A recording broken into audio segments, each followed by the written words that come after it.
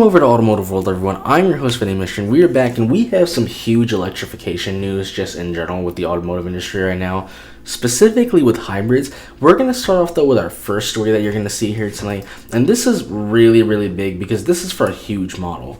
The next generation Mazda CX5 will be a hybrid. This is big news for so many reasons, and we're going to get into it right now.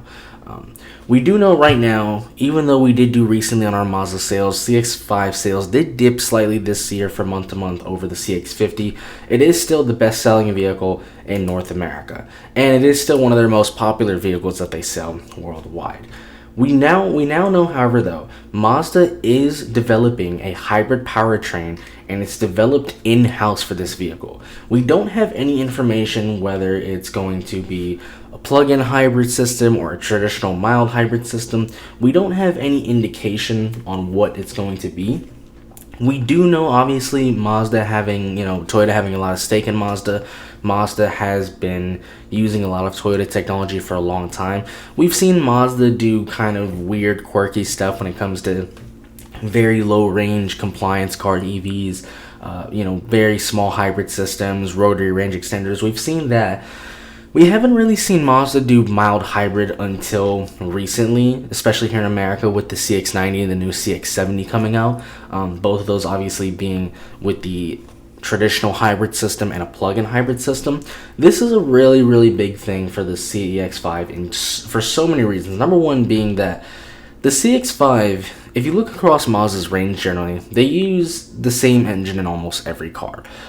From the Mazda 3 to, the CX50, you can get the same Skyactiv, 2-liter engines, with or without the turbo, making, the same horsepower roughly from anywhere from 180 to 256. The same engines across the range. It's really good because they've been able to get the efficiency, refine those engines, helps them out with production and cost. They're really, really solid engines too.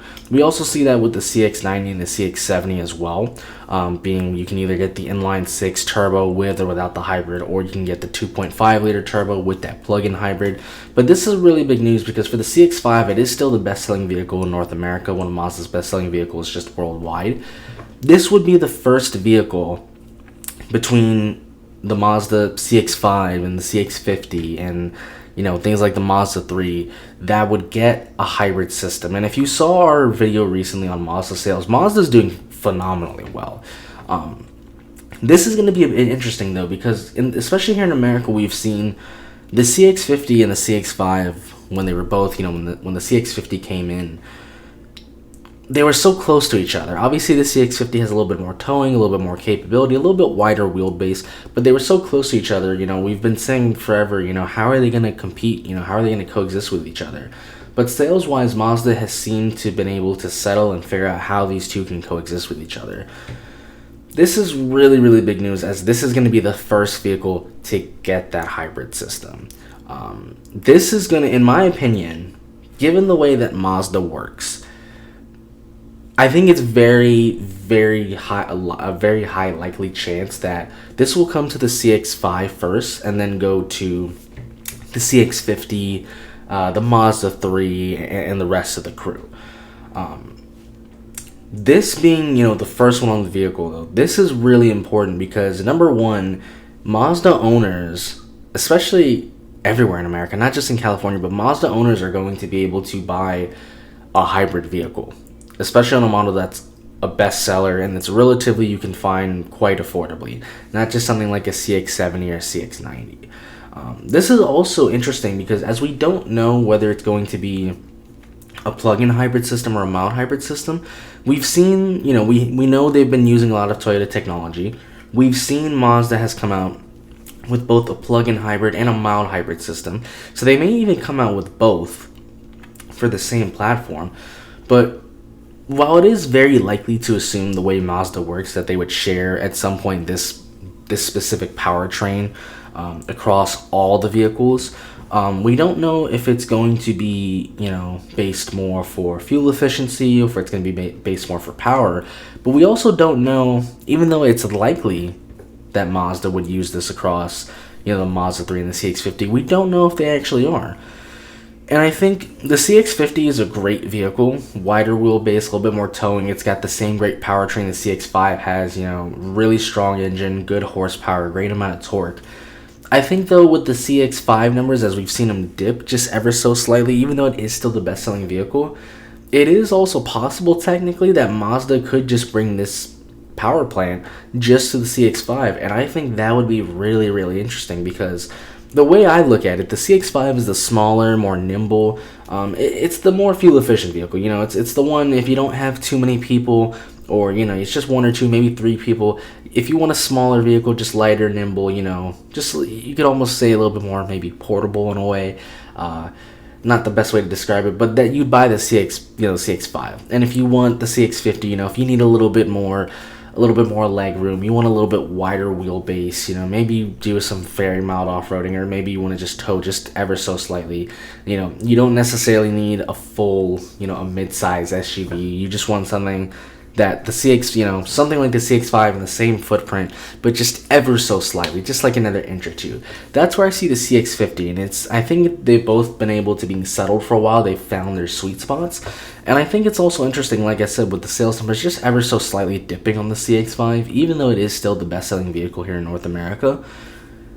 It's very likely Mazda would share this power plant, but we don't know if they actually are, and I think if they weren't, or even if, let's say, they came out with a plug-in and a mild hybrid, I think it'd be very interesting, and this would be a really easy way to, differentiate the two models. Because with the CX50, it's the more rugged, the off-roady, the adventure, the sporty vehicle. You could keep that turbo engine in there with the 3,500 pounds of towing, but then maybe Mazda comes out with the CX5, and they decide to go, lower horsepower, but a little bit more efficiency, being a smaller vehicle.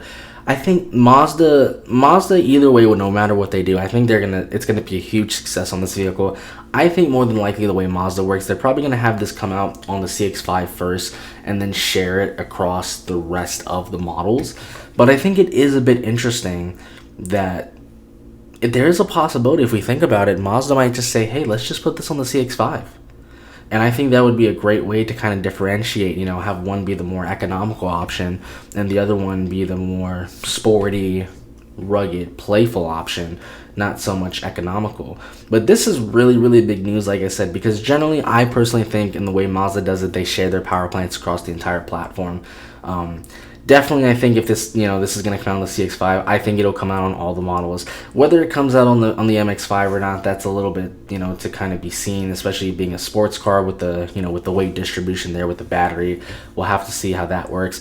That might be a bit interesting, though, on the MX5, though, too, if they were able to figure it out weight distribution-wise, because we might get more efficiency, and we might even get maybe more power. So maybe we might see an MX5 that's making 230 horsepower, very similar to a GR86 or a BRZ. So I think this is a big thing for Mazda, just because they not only they share it across all their power, all their platforms, all their models, but this is on their most popular model.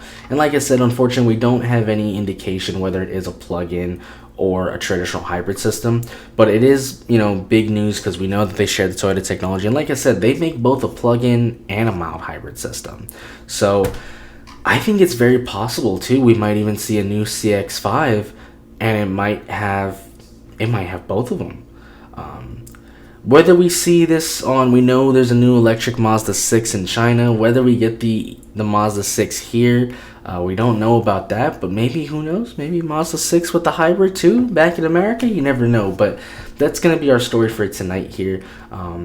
Unfortunately, we really don't have much information on, but I just really wanted to talk about this because this is really big for Mazda. Like I said, the way that they do their business, putting this in on their most popular model, this is really, really big news. And this is, like I said, Mazda already had a great year in sales. They already are killing it. And I think now being able to add the hybrid on all of their other models that aren't kind of their premium luxury models, being the CX-70 and CX-90, I think it's only going to further enhance and just make their portfolio stronger. So this is going to be it for the video, guys. Let me know what you guys think of this news down below. Thanks for watching, everyone.